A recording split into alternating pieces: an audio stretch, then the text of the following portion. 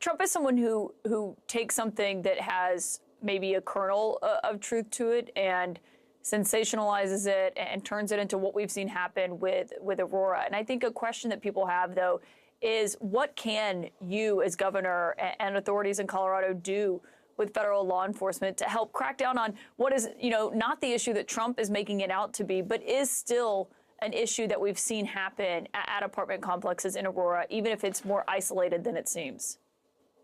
So from the state perspective, I've, of course, met with ICE and the FBI, both of them at field offices in our state, Aurora, the mayor. Really, everybody has the same interest in getting rid of any criminal activity that occurs. And I think what Aurora faced was absentee landlords that let their buildings become dilapidated. They actually closed one and had garbage piled up in the alley. Again, unrelated to any of this crazy stuff they're talking about, but there were people living in unsanitary conditions, and it's my understanding that the building was closed. So again, this city that Donald Trump's talking about is not the city of any of us know here. I was in Aurora this morning. I'm there all the time. It's a great city, great town, and as I said, crime's been down a lot over the last 2 years, and there could be a number of factors of that. Some people say that because immigrants are less likely to commit crimes, that the fact that there's more immigrants is one of the reasons the crime went down. I don't know if that's the reason. We've also invested in law enforcement, and we've in prosecuting auto theft, and that's one of the main categories of crime. The crime that's down to about a third over the last 2 years. Were you surprised that Trump came to Aurora but didn't actually visit this neighborhood that he has been fixated on for months? Well, again, Aurora's a huge city. He just came, visited a hotel, and left, as far as I know. I would have loved to show him around Aurora and take him to our beautiful reservoir or any of our great Koreatown. We have a great, I would have loved going out to Ethiopian cuisine with him. Aurora's a wonderful town. He didn't really get to see it. I think he just went to a hotel, did an event there and left. And it's unfortunate because obviously, he didn't really get to experience the Colorado that we all love. Do you want to see Vice President Harris come? Sure, of course. We invite everybody, and again, I was hoping that the former president would have wanted to see more of the city, so he could understand that what he was saying about it was inaccurate. We love visitors of all kinds, and the Denver airport. A lot of folks don't know this. It's right adjacent to Aurora. So if you fly into the Denver airport, you're like 2 or 3 minutes from Aurora, yes. And that's the great growing city, over 400,000 people, and I encourage everybody to visit. I had a college roommate from Greeley who spent a lot of time there. But Governor, beyond what Trump has been saying and his lies, because that's what they are, there are real issues. And when you look into the numbers, there's about 40,000 Venezuelans that have migrated to Colorado in just the last 2 years alone. And when you look at the census data, it shows 5% of the population in the 6th congressional district there, which includes Aurora, as you know, immigrated in just the last year. Has that put a strain on local resources?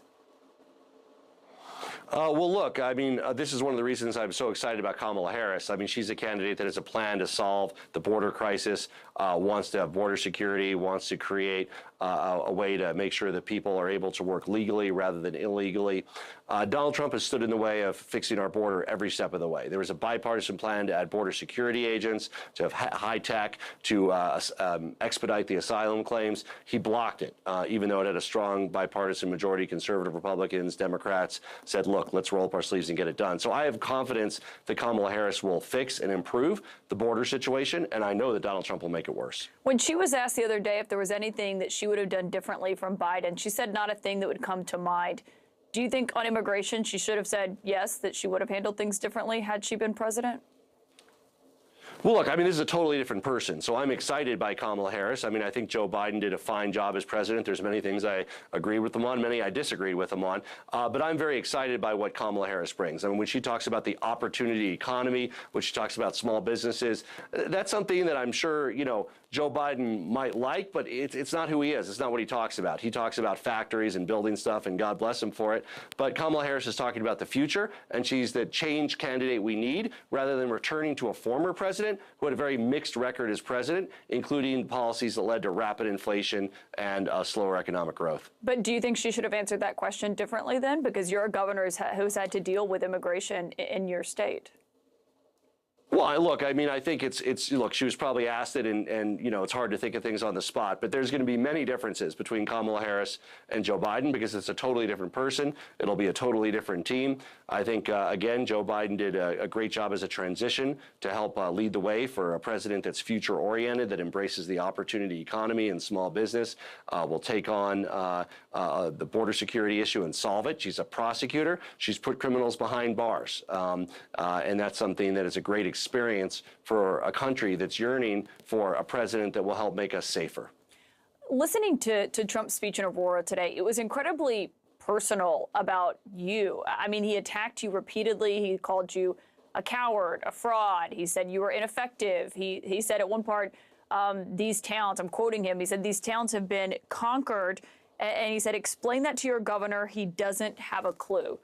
What is your response to what the former president said about you? Well, I'm glad he was talking about me because he's not running against me. He's running against Kamala Harris. So, look, I have broad shoulders, and the more lies and attacks he wants to say about me, the better, because I'm not on the ballot. So I'm glad to distract him however I can. And obviously, again, I love Aurora. I was there this morning at Stanley Marketplace. It's an incredible town. I take my kids there all the time. We go shopping at H Mart. We eat in their restaurants. It's a great town for raising a family, for growing a business, for retiring in. And if he doesn't see it, again, I'm just glad he's attacking me because I'm not on the ballot. Well, you know what I was thinking about listening to it is he was using the same terms to attack you that he also used to attack a popular Republican governor in Georgia. I mean, he called Brian Kemp also weak and ineffective. And it's just, you know, it wasn't even just to you. You're a Democrat, obviously, and you've criticized him. But he's also said the same thing about governors in his own party. Yeah, look, I don't know if it's, you know, some say it's cognitive decline, whatever it is. But yeah, he just, you know, but the more he's distracted and attacking people like Governor Kemp or me, whether they're Republican or Democrat, maybe he's forgotten who he's running against. And, you know, and I think that's great because I support Kamala Harris and think she'll be a great president. So, you know, let him attack all these other people and try to settle all these grudges he has. And I don't think that's what the American people want. Colorado Governor Jared Polis, thank you for your time tonight. Thank you. As you heard the governor mention there, crime is actually down in Aurora, a trend that we're actually seeing in most cities in the U.S. right now. But how this apartment complex has now become a national battleground does show the former president's ability to bend the truth until it fits his political agenda and is no longer true. What he describes as a full-blown invasion looks like this: a single viral video from a single apartment complex. Yes, you are seeing footage of men carrying guns, walking down hallways, in one case kicking open a door. The building's owner claimed that they couldn't maintain the building because Venezuelan gangs had taken over. That's when it caught the attention of Donald Trump and his supporters, who don't mention where the city the city says it was pushing back on the landlord to make improvements at that building. Local police rejected the idea that gangs had actually taken over any of the buildings. Those were aspects that did not go mentioned in Trump's speech today. Because in Aurora, multiple apartment complexes have been taken over by the savage Venezuela prison gang known as Tren de Aragua. They got their way into an apartment building. They threatened the tenants at gunpoint. I'm joined now by CNN's chief media analyst, Brian Stelter. And Brian, can you just walk us through, you know, what actually happened here? Because this is the phenomenon that we see over and over again, where there is some truth to it, but then it's so wildly blown up by Trump that it's not an accurate depiction. The video you just showed is real. It's from an apartment complex. There was real crime happening there. That video was shared and then broadcast widely across right-wing media, across Fox News shows. And from that kernel of truth has become this lie about the entire city being a war zone. From all the accounts of the Republican mayor of Aurora and other local officials, the situation at those apartment complexes is out of control. They're basically blaming a slumlord landlord who lives out of state. The landlord says it's the city's fault. The point is, it's under control now. There have been numerous arrests of some of the people seen in that video. So it's under control, but that one viral video promoted by conservative media is what attracted Trump's attention. And I think what's so striking here is that every time I turn on cable news, I hear about pundits saying that this is all about the economy. The election's all about the economy. Well, if you listen to Donald Trump's events, He doesn't think this election's all about the economy. He thinks it's about immigration because he's fear-mongering about immigration every chance he gets. Well, it worked for him in 2016. It was actually really helpful in getting him in the White House. Right. But this isn't just an isolated incident. I mean, if you look at this, you look at what happened with Springfield, Ohio, where real people live and real people are impacted by something like this. And we can't ignore the racist nature of these appeals. Yes, there is always a kernel of truth. But, you know, Trump today posted a picture of Hispanic men with face tattoos and said, these are going to be your apartment managers if Kamala Harris is elected. That's a racist appeal. Every American who ever took high school history class knows that when you're talking about vermin, you're talking about bloodlines, when you're talking about people being conquered, Trump promising today to liberate Colorado, this sounds like Nazi rhetoric. This sounds like fascist rhetoric. It sounds like white supremacist rhetoric. And just because Donald Trump's not a Nazi doesn't mean there's not an echo of history here. I just think we have to be clear about the racist nature of the appeals that we're hearing.